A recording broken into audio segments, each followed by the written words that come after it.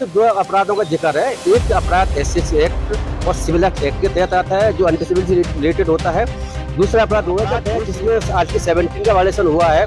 इसमें सेटलमेंट तो वैसे ही पॉसिबल नहीं है, अदरवाइज जो है ना कंपाउंड वैसे पॉसिबल नहीं है। बहुत इसको जो है सीधे 5-7 लाख रुपए लिया ऐसा सुना है। हाँ। दूसरे एडवोकेट सीनियर एडवोकेट है वो काफी वैसे लेते हैं, कितने लेते हैं तो वही बताएं। आप समाज के लिए फ्री बैठे हो, 8:30 बजे आ गए। फ्री बैठे हुए हैं, मैंने नौकरी छोड़ी भी इसीलिए जो है वो ठेकेदारी की नौकरी छोड़ने के लिए तैयार नहीं है। और संजीव कुमार जी जो है एक मतलब इतने बड़े पद की नौकरी छोड़कर आ रहे हैं और समाज के लिए आ रहे हैं। आज जैसी क्वेश्चन की बात हुई, सूरज कुमार जी ने हमने सूरज कुमार जी को वादा किया था कि हम लोग आपके साथ खड़े हैं। जरूरत आई गई, हम आपको बता दें कि मान सम्मान स्वाभिमान के लिए किसी भी प्रकार कोई समझौता मान्य नहीं होगा। तमाम साथी इस बात को आश्वस्त कर ले। ये लाखों रुपए करोड़ों रुपए लगा देते हैं और समाज वहीं झुका रहता है, सिर्फ जाति सूचक शब्द सुनता है, पिटाई खाता है। आप इस बात को आपके माध्यम तमाम साथियों बोलना चाहता हूँ कि मान सम्मान स्वाभिमान से कभी समझौता नहीं सकता। लाखों करोड़ों अरबों रुपए पे हम लात मारते हैं, ये फ्री ऑफ कॉस्ट। अभी साहब ने आपको बताया कि फ्री ऑफ कॉस्ट मामला हम लोग सामाजिक लड़ाई लड़ रहे हैं। और मैं तमाम उन लोगों से बोलना चाहता हूँ जो पूरे देश के अंदर एट्रोसिटी के अंदर आप लोग प्रताड़ित है, आप लोग संपर्क कीजिए। हम लोग आपकी आवाज भी, चाहे वो डिस्ट्रिक्ट कोर्ट हो चाहे सुप्रीम कोर्ट हो, हम लोग 2025 का दलित है। ये तमाम लोग ये चाहते हैं मतलब इसके अंदर जो है समझौता हो जाए। हम आपको बता दें कि समझौता 1 लाख से 1 लाख समझौता नहीं होगा। हमें कुछ भी करना पड़ जाए। अगर दोबारा बातें हुई तो हम लोग दोबारा रोड पर होने तैयार है।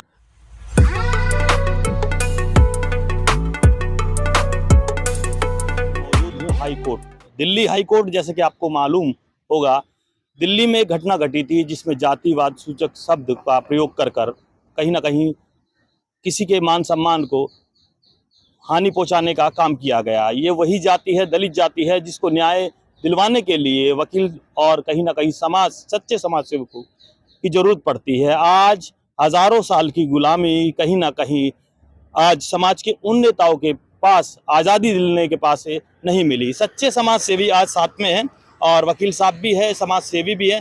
तो मैं कोशिश करूंगा कि सूरज जो एडवोकेट बताया जा रहा है, सूरज तिलक नगर से जो घटना घटी थी उस पर ही विचार करना है। क्वेश्चन का मामला सामने आया था और सामने आने के बाद एक दलितों को चुनौती थी कि क्वेश्चन होने के बाद दलित को मान सम्मान मिलेगा या नहीं मिलेगा। तो बात करते हैं वकील साहब, क्या हुआ अंदर कोर्ट में आज जो सुबह से लेकर शाम हो गई है, 7 बज चुके हैं, 8:30 बजे वकील साहब आए थे और सभी साथी यहाँ पहुंचे थे। तो अंदर क्या हुआ पहले वो जानते हैं, फिर बात करते हैं कि दलितों का शोषण कौन कर रहा है।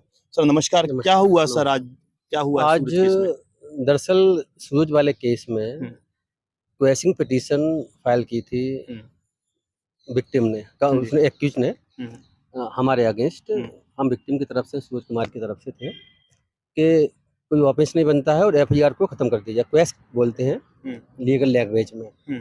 तो हमें कल ही पता चला, लाखन जी ने हमें बताया और फिर आज उनसे भी, सूरज जी से भी आज मुलाकात हुई, हमने पूछा। तो हमें नोटिस नहीं गया था लेकिन हम खुद ही पेश हुए आज।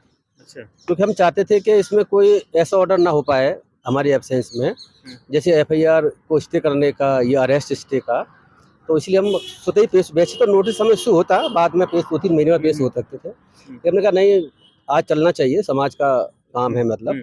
तो हम आज आए और यहाँ पर, लेकिन हुआ ये कि हम सुबह 10:15 के आसपास यहाँ आ गए थे दिल्ली हाई कोर्ट में और 10:30 बजे कोर्ट बैठती है। वैकेशन बेंच चल रही है, वैकेशन चल रही है, छुट्टी चल रही है हाई कोर्ट की, लेकिन वैकेशन बेंच बैठती है और मैटर को डील करती है, जो भी मैटर हाई कोर्ट में लगता है। तो हमारे जज साहब जो जिस बेंच में हमारा केस लगा हुआ था, वो बेंच जो है 2 जजों की बेंच अलग मैटर को डील कर रही थी। तो पहले वो जज साहब 2 जजों की बेंच में बैठे और वहाँ वो बेंच फिर करीब मेरे ख्याल से 3:45, 3:30, 4:45 तक चली। तो फिर उसके बाद फिर जज साहब 15 मिनट का रेस्ट करके 4 बजे के आसपास, 4-5 के आसपास अपने सिंगल बेंच की कोर्ट में आए। हमारा मैटर सिंगल जज की बेंच की कोर्ट में था, ना कि डबल बेंच, डिवीजन बेंच की कोर्ट, डिवीजन बेंच में था। तो फिर 4:15 बजे सुबह से बैठे हुए 4:15 बजे शुरुआत हुई इस केस की, नहीं सारे केसेस की जो उस बेंच में लगे थे, जो 10:30 शुरुआत होनी चाहिए थी।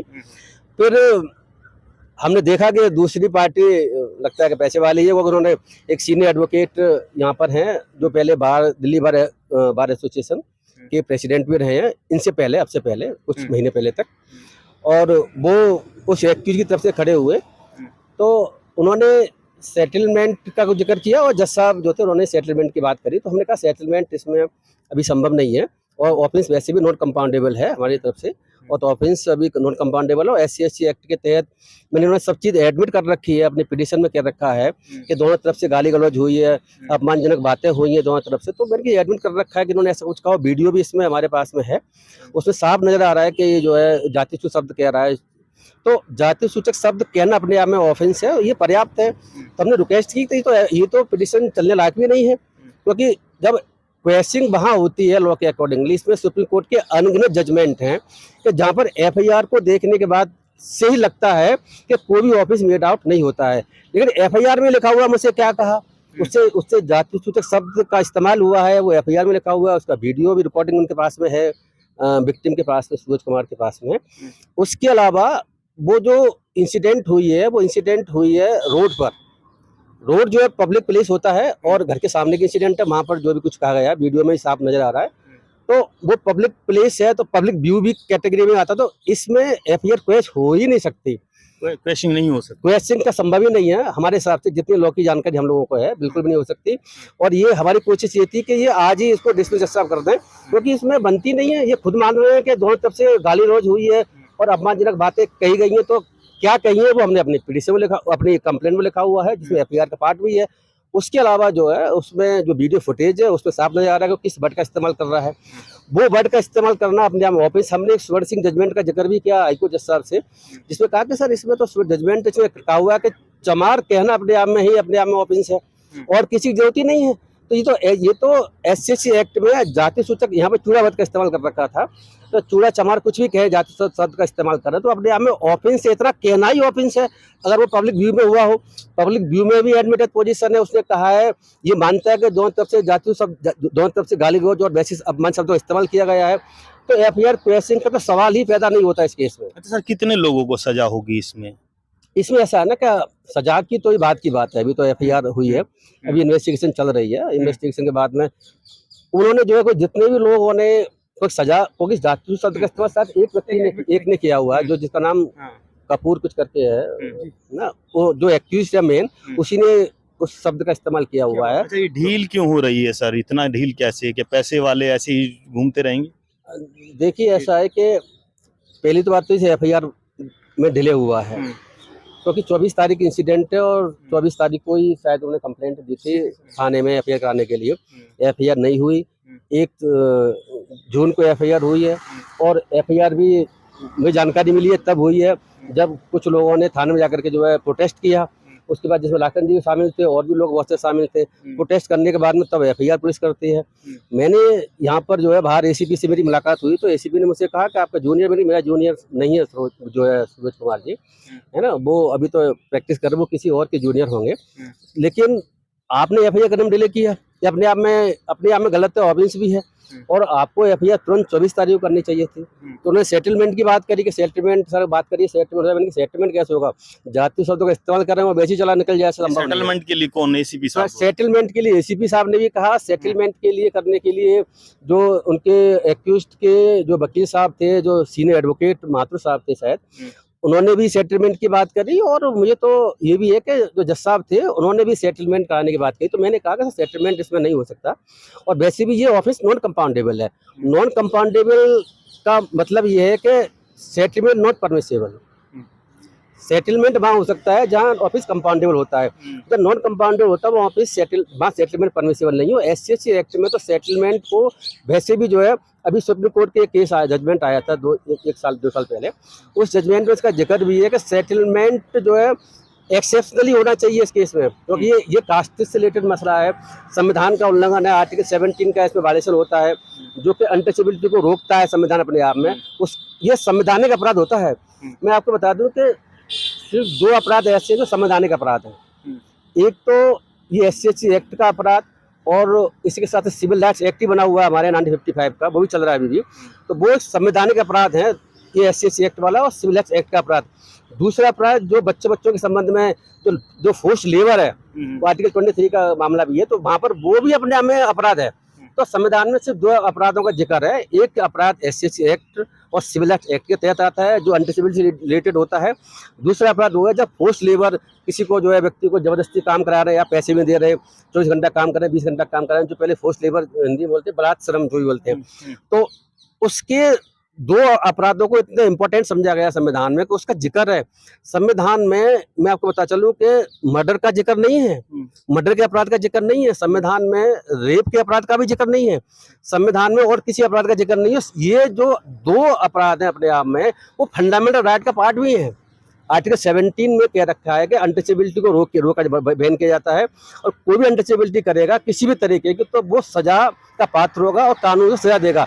ये बात मर्डर के लिए उसके लिए भी नहीं लिखी हुई संविधान में। तो मैंने जज साहब से कहा भी था कि इतना इम्पोर्टेंट ये इतना अपराध है जिसमें आर्टिकल 17 का वायलेशन हुआ है, इसमें सेटलमेंट तो वैसे ही पॉसिबल नहीं है, अदरवाइज जो है ना कंपाउंड वैसे पॉसिबल नहीं है। बहुत इसको जो है सीरियसली लेने की आवश्यकता है, बिकॉज इनकी पिटीशन तो जिसमें होने लायक है। तो अभी सीरियस नहीं लिया सर? नहीं, अब नोटिस आज पहली ही डेट थी, आज पहली ही डेट थी, तो नोटिस होता है हम पहले ही पहुंच गए थे। तो अब नेक्स्ट डेट पर रिप्लाई हमें फाइल करेंगे। अगली तो कौन सी तारीख में? अगली डेट है 10 सितंबर, है ना।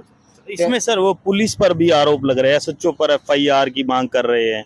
सूरज भी कह रहे हैं कि मुझे भटकाया गया, दबाया गया, डराया गया, और सेटलमेंट के लिए बात हुई। ACP साहब भी कह रहे हैं, तो क्या सोचेंगे, पुलिस क्या न्याय दिलवा पाएगी ऐसे? हमें तो थोड़ा सा डाउट है, क्योंकि मुझे लगता है कि पुलिस जो है इसमें फेयर अपना काम नहीं कर रही है, क्योंकि जो उनकी सेटलमेंट करने की तो बात इसमें करने का बसनी सवाल ही पैदा नहीं होता।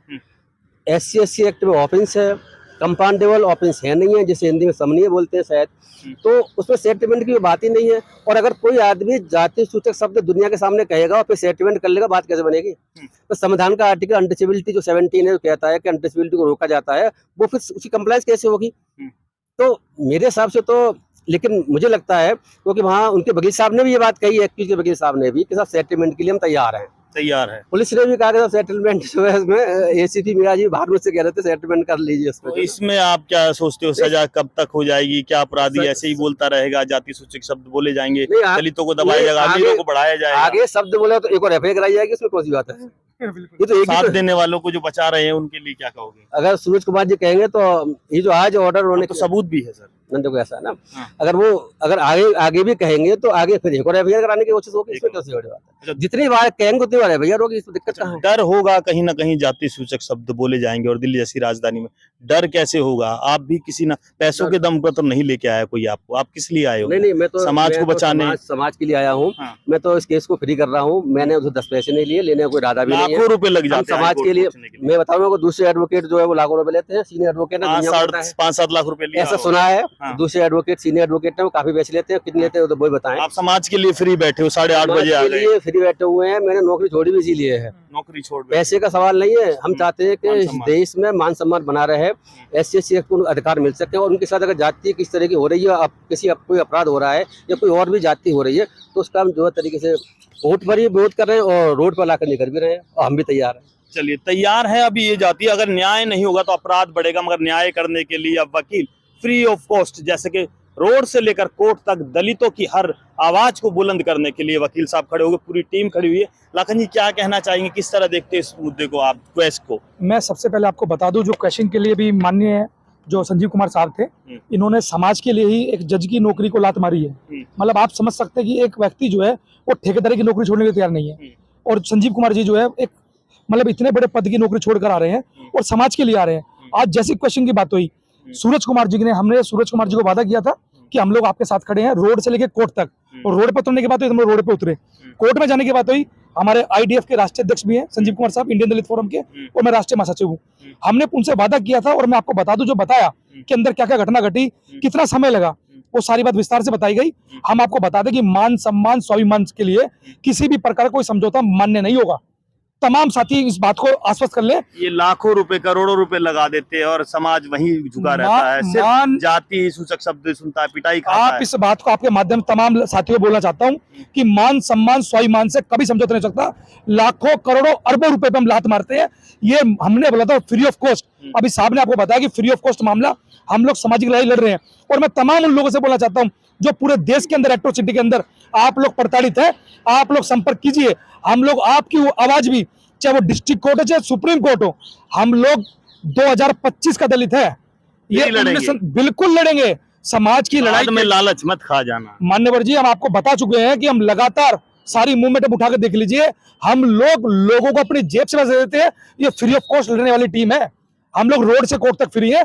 आने वाले समय के अंदर समाज के प्रत्येक, पूरे देश के अंदर जितने एट्रोसिटी चल रही है, हम लोग उसके ऊपर अपने तन मन धन तीनों चीज से खड़े होंगे, दम के साथ खड़े होंगे। एकदम अब इंसाफ मिल जाएगा, बिल्कुल 110% इंसाफ की। कहीं रोडों पर नहीं उतरना आप पड़ेगा। ये देखिए, हम लोग हाईकोर्ट पहुंच चुके हैं, रोडों पर उतरने के लिए प्रशासन मजबूर करता है। प्रशासन और शासन ये मिली भगत से जो दलितों की एफआईआर नहीं हो पा रही है, हमें रोड पर उतरना पड़ रहा है। 2025 आ चुका है, जहां पर तमाम पूरे वर्ल्ड के अंदर जो है इतनी बड़ी बड़ी टेक्नोलॉजी आ रही है, यहाँ पर हमें एफआईआर लिखवाने के लिए भी रोड पर कूच करना पड़ा है। तो आप समझ सकते हैं कि सरकार, शासन, प्रशासन किस तरीके से मिला हुआ है दलितों की आवाज को दबाने के लिए। लेकिन हम जैसे लोग रोडों पर हैं, आपकी आवाज कभी दबने वाली नहीं है। अच्छा, सूरज जी को मदद मिलेगी, पूरी मदद मिलेगी। एसीपी साहब कह रहे हैं क्वेश्चन करवाओ, एसएचओ साहब ध्यान नहीं दे रहे, क्या करेंगे ऐसे पुलिस वालों का, आप बताइए। अभी आपको माननीय संजीव कुमार साहब ने बताया कि एसीपी से लेके जो जज साहब है वो, प्लस जो दूसरी पार्टी के वकील है वो, तमाम लोग ये चाहते हैं मतलब इसके अंदर जो है समझौता हो जाए। हम आपको बता दें कि समझौता